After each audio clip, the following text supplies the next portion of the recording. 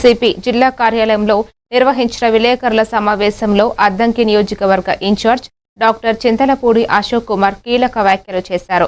అద్దంకిలో జరిగిన రోడ్డు ప్రమాదం ఘటనపై పోలీసులు వాస్తవాలను దాచిపెడుతున్నారని ఆరోపించారు. ప్రమాద సమయంలో బల్లెకురువ ఎస్ఐతో పాటు మరో 2 ఎస్ఐలు అక్కడ ఉన్నారని, వారు మద్యం సేవించి ఉన్నారనే ఆరోపణలు స్థానికులు చేశారని తెలిపారు. ఘటనపై సిట్ ఏర్పాటు చేసి సమగ్ర దర్యాప్తు జరిపి బాధితులకు న్యాయం చేయాలని డిమాండ్ చేశారు. సరే, అక్కడ ఉన్నటువంటి ప్రజలందరూ అంటే ఇనీషియల్గా పొరపాటున యాక్సిడెంట్లు జరగవచ్చు అనే కోణంలోనే వాళ్ళు ఆలోచించారు, కానీ ఎక్కడా కూడా అగ్రెసివ్గా వెళ్ళలేదు.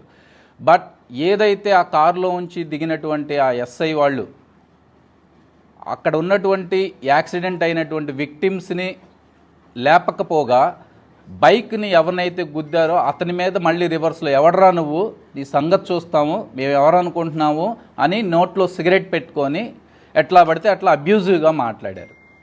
ఆ అబ్యూజివ్గా మాట్లాడే క్రమంలో అక్కడ ఉన్నటువంటి ప్రజలందరూ అసలు ఏంటి మీరు తాగుతూ స్మెల్ విపరీతమైన స్మెల్ వస్తుందంట, మీరు తాగి యాక్సిడెంట్ చేసి ఇంకా మమ్మల్ని అంటారా అనే కోణంలో ఆ కారులో అసలు ఏముంది అని చూద్దామంటే డ్రైవింగ్ సీట్ దగ్గర ఏదైతే